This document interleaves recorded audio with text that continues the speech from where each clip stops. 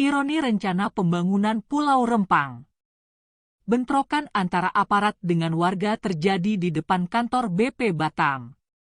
Warga yang menolak relokasi imbas akan dibangunnya Pulau Rempang menjadi Eco City terlibat bentrok dengan aparat.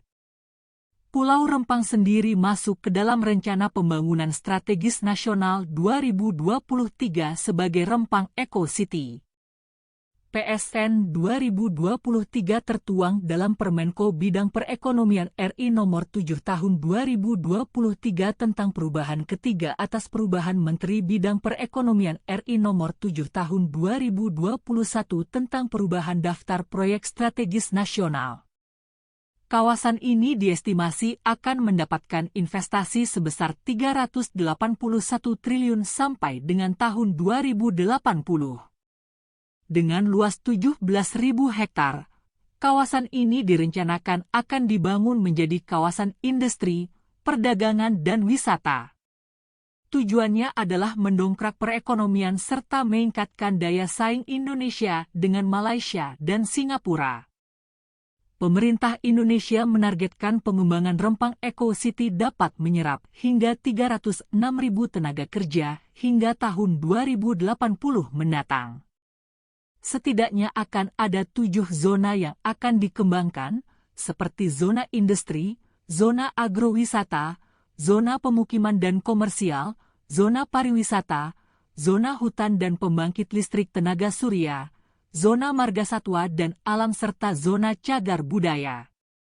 BP Batam mengatakan, pengembangan Pulau Rempang diawali dengan masuknya investasi produsen kaca terkemuka dari Cina sejak akhir Juli. Perusahaan tersebut berkomitmen untuk berinvestasi sekitar 175 triliun guna membangun hilirisasi pasir kuarsa dan pasir silika serta ekosistem rantai pasok industri kaca dan panel surya. Masyarakat adat Pulau Rempang yang bertempat tinggal di 16 kampung tua menolak untuk direlokasi imbas pembangunan Rempang Eco City.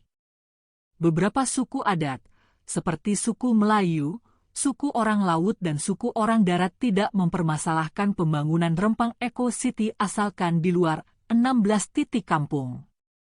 Mereka mengklaim telah tinggal di sana lebih dari 1 abad yang lalu. Dan negara tidak pernah hadir untuk mereka, bahkan sejak tahun 1834, masyarakat tidak kunjung mendapatkan legalitas tanah meskipun sudah diajukan. Sekarang tiba-tiba kampung mereka akan dibangun dan diminta untuk direlokasi. Akibat bentrokan antara warga dengan aparat, banyak korban yang mengalami luka-luka baik dari sisi warga ataupun dari aparat. Bahkan diberitakan banyak anak kecil yang terkena efek penembakan water cannon imbas dari bentrokan ini, dikarenakan lokasi bentrokan berdekatan dengan area sekolah. Kemudian ada juga aparat menjadi korban kebrutalan warga dengan dilempari batu dari jarak dekat. Beberapa orang yang dianggap sebagai provokator, kini tengah diamankan petugas.